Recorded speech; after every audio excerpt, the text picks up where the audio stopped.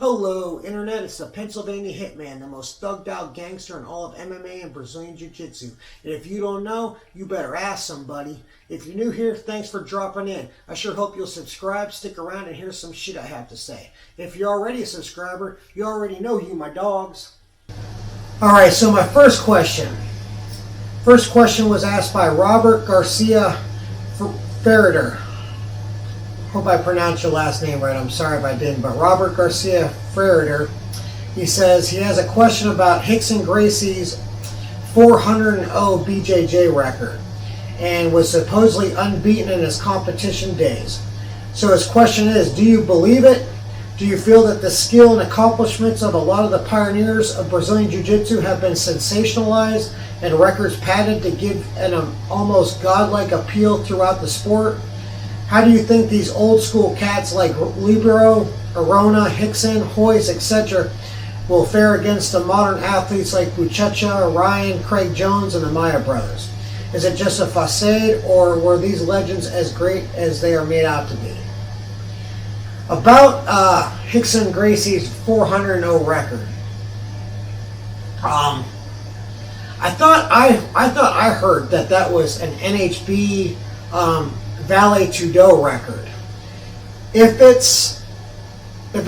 he's saying he's 400-0 in Valet Tudo or NHB MMA fights, I don't believe it at all whatsoever. Rickson avoided a lot of fights, said he wanted more money. I believe that was one of the reasons why he didn't fight in the UFC, because he wasn't offered like $1 million. And it just seems like he really did a good job of trying to avoid fighting super tough guys in MMA back then, who were the super tough guys. If that 400-0 record is a BJJ record, I believe it. It's pretty much already been stated by all the Gracie family that he was the king of the family. He was the best one. It seems like he really didn't compete a whole lot, that at least that's on record. And the guys that I've seen him compete against on video weren't considered to be very good guys, but I'm gonna take the family's word for it, and I'm gonna assume that he was definitely as good as he claimed to be. So if it's just a grappling record, I'm gonna believe it for sure. And let's see, he said, do I feel that the skill and accomplishments of the pioneers of Brazilian Jiu-Jitsu have been sensationalized and records padded to give an almost godlike appeal throughout the sport?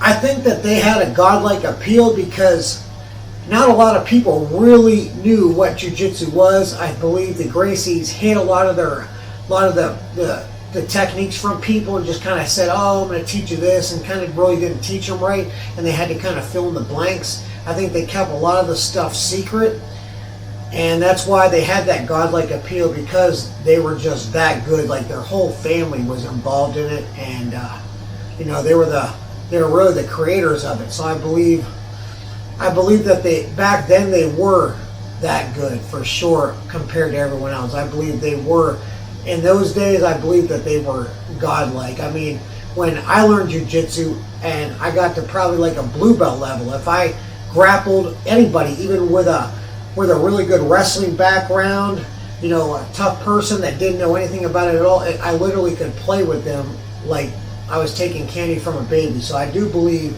that you do have almost godlike skills when you compare it to people that don't have any skills at all.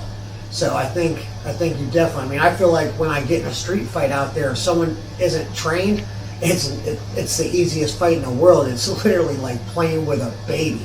So it is super easy to beat someone up and tool them if they don't know anything. So it makes you feel like you are godlike compared to someone that doesn't have any training. And then he also wanted to know if I thought the old school cats would how they would fare against the modern grapplers today, like Craig Jones, Gordon Ryan, and stuff. If those old school cats could hang with these new school cats, that would make jiu-jitsu look bad, okay?